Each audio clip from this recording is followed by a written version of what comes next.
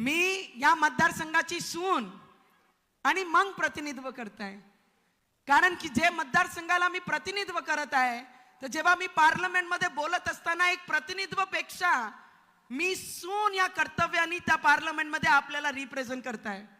कारण प्रत्येक विषय जेव्हा तिथे मी बोलते तर ती पोटतिडकीनी असते. पोटाचे बेंबीपासनं बोलणं कायला म्हणतात आमच्या गावरानी भाषा, तिथपर्यंत पोटतिडकीनी मी त्या पार्लमेंट मध्ये बोलत असते.